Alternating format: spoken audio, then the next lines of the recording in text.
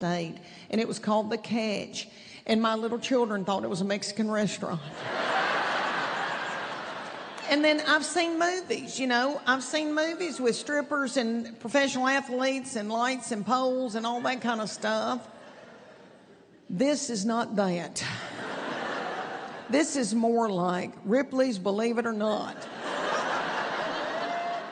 But I didn't know that, and they kept begging me to go, and I was so freaked out. I asked my middle child, Maggie, I said, do you think if I go to this thing, I'm going to feel the presence of Satan? And she said, yeah, girl, I do. And I said to my baby child, who's fascinated by sin, I said, do you think I'll feel Satan? She went, no, I don't think so. They both know I'm very sensitive. I have felt the presence of Satan on Bourbon Street. And all my kids love it. But the last time I was on skis, I was 47 years old. Now I'm 59. And we were going to Alta, Utah, which is beautiful. And I had on that tight outfit. And I was going up the ski lift. I was on the ski lift about to get off, and I had every intention of skiing that year. I had on everything. I was ready to go. And I know how to get off a ski lift, and I know how to ski. But something did not click that day, and I just fell off that ski lift into the snow, and that thing kept going around. And so I just...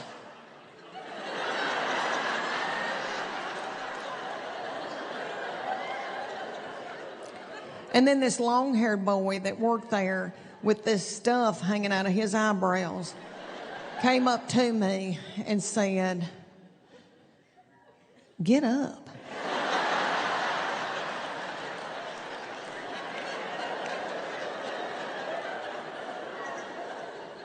Get up. And I'll just tell you boys in Wilmington that I had let my core go. And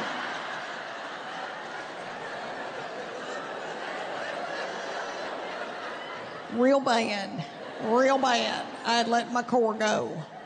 And I still had my skis on. I had to get my poles up and try to do that. I don't know how I got up. I don't remember that. I feel like I blacked out because I don't remember a thing. But my boy was standing over there and saw the whole thing. My sweet boy. And I somehow got to the top of that mountain, and he looked at me and he goes, you're okay. Okay? You're okay, Mom. You're okay. Let's get down this mountain. I went, no. And he said, you're okay. Everything's fine. I went, no. God spoke to me. He said, no, he didn't. I said, yes, he did. It wasn't an audible voice. It was in my heart. And he did. God spoke to me. And I remember what he said. He said, get off these things, Leanne. That's what he said. And then I think he said, go sit down at that pizza shack for the rest of the week. Okay, y'all have been darling. And let me tell you, okay, it's 8:30 now. I'm going to have y'all in the bed by 9:15, okay? I'm going to have y'all in the bed. So if y'all got a melatonin or a magnesium in your purse, hold on. Give me a few more minutes and then you can take it. Okay. I've got one more thing to tell y'all, and then y'all can go home. And y'all been precious. Thank y'all for doing this for me.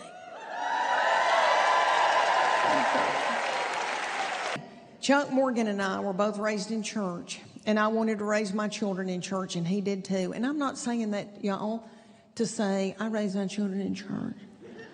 I'm saying to y'all that we are so dysfunctional.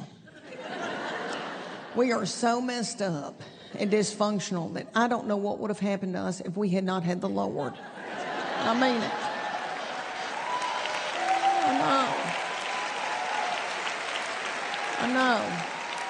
I know.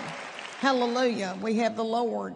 But let me tell y'all that I believe that Satan did not want my family to go to church. So he would come to our house every Sunday morning so he could stir up some shat.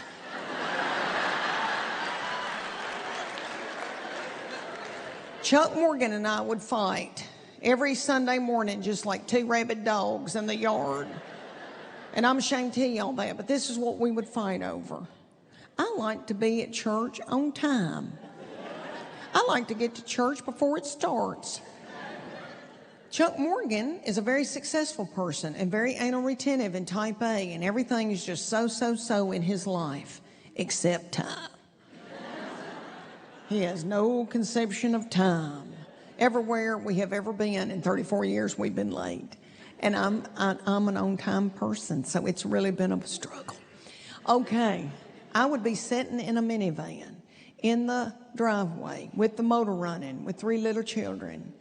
Chuck Morgan would be standing at the kitchen sink peeling an apple in his underwear.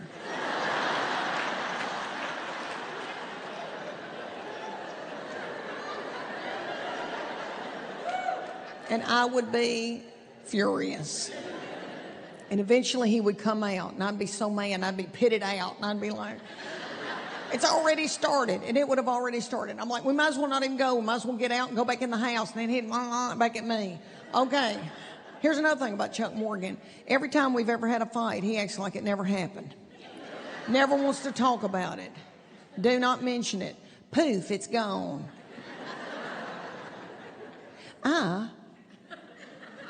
I like to resolve conflict.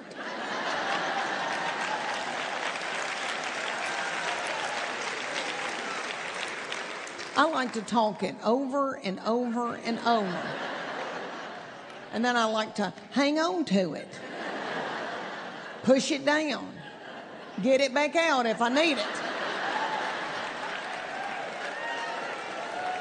We would finally get to church. It would be halfway over. We would get these little children in a Sunday school class, and their teachers would look at us like, do better. And then I'm finally getting a pew with Chuck Morgan, and he'd start patting on me and looking at me like he wanted to make out with me. And he would say, what's wrong?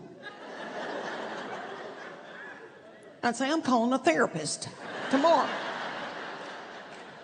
This is how it would start every Sunday morning. I would get up. I was the young mama, so I would get up before everybody in the dark so that I could start getting ready. And I wanted to take my bath and blow my hair out and put my makeup on, my pantyhose. Back then, I wore pantyhose.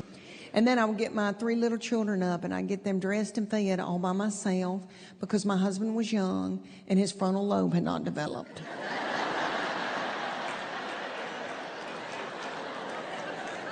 And then eventually, Chuck Morgan would get up and pop his boxers and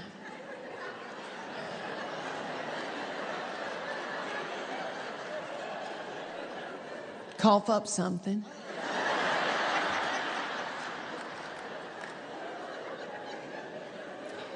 Chuck Morgan doesn't use a lot of words. He doesn't like to talk.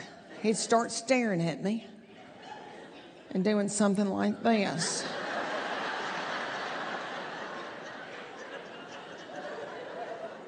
And I knew what that meant.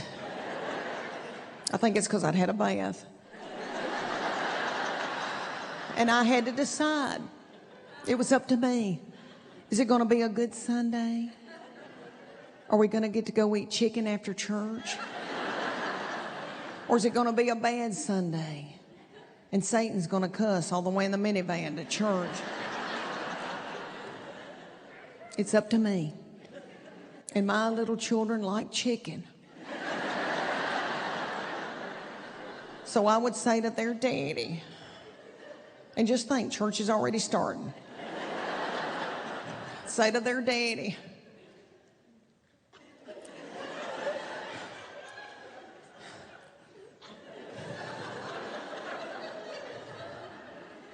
okay.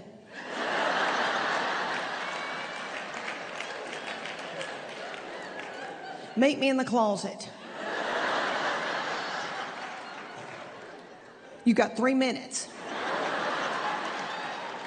I'm only taking one leg out of these pantyhose.